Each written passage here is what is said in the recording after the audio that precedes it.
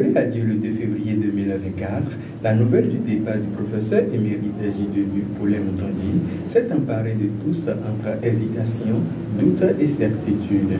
Cette nouvelle, tout de suite, aura fait le tour du monde lorsque l'on sait la renommée de l'homme et le parcours qui a été le sien, tant au plan universitaire, socio-économique, politique comme religieux, dans son pays comme à l'international. Informés donc de son départ, les universités ont rendu hommage à ce grand homme. Moutondi, ce grand arbre que nous venons de perdre, est un érudit, un philosophe, dont nous retenons une pensée très importante.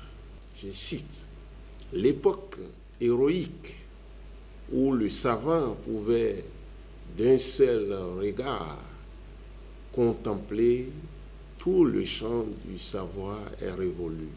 Le savant est mort. Et sur sa tombe fleurit une autre race, celle des chercheurs. » C'est dans cette optique que le philosophe Paulin-Moutondi s'était prononcé. Nous venons de perdre un érudit, mais je pense que, comme il a dit, même si le savant est mort, sur sa tombe s'érige une autre race, celle des chercheurs, et ces chercheurs doivent pouvoir profiter de son œuvre, son héritage. Nous devons pouvoir entretenir, profiter de son héritage. Au plan politique, il a été influent, l'un des décideurs de la conférence nationale, le professeur Moutondi, a contribué largement à l'instauration de la démocratie dans ce pays. C'est un monsieur qui a ses idées en place, qui a fait le tour de plusieurs questions et qui a ses convictions fondées sur une argumentation à la fois consensuelle et une argumentation mathématiquement scellée. Il a réussi à imposer dans le Conseil des Nations, à une époque où justement l'homme noir était mal vu, méconnu, dans son entité humaine comme dans sa posture intellectuelle. Le professeur Paulin-Moutondi a réussi à réhabiliter l'homme avec la problématique de la philosophie africaine, qu'il a campé en montrant les conditions et les critères qui font d'une philosophie une véritable philosophie et non pas une ethnologie. Ça fut le premier combat qu'il a remporté. Et par la suite, c'est lui qui va encore réhabiliter les savoirs, le statut des savoirs en Afrique, que nous appelons les savoirs endogènes. Quel est le degré de scientificité? Quel est le degré de rationalité? Faudrait-il les comparer à la rationalité occidentale? Doit-on y trouver une rationalité ou une rationalité plurielle? Il s'est attelé à toutes ces questions avec des groupes d'étudiants chevronnés. Voilà. Et aujourd'hui, on a abouti à des écrits qui font école et qu'on peut citer. J'en veux pour preuve ce travail collectif qu'il a dirigé sur les savoirs endogènes, pistes pour une recherche épistémologique, philosophique, sociologique, etc. Il a brassé tous les domaines. Le professeur Moutondi est comme un homme d'action.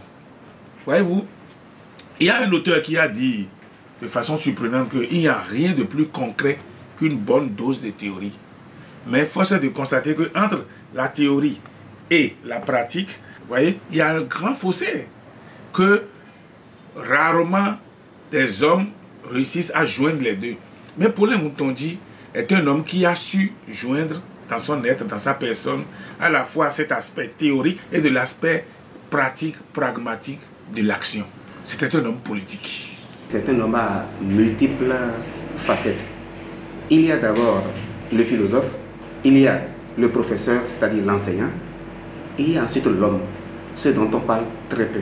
Et en ce qui concerne le philosophe, c'est-à-dire le penseur, ce qu'on retient de lui, c'est une œuvre dense, c'est une œuvre immense et c'est une œuvre consistante qui a été estampillée par les plus grandes institutions académiques.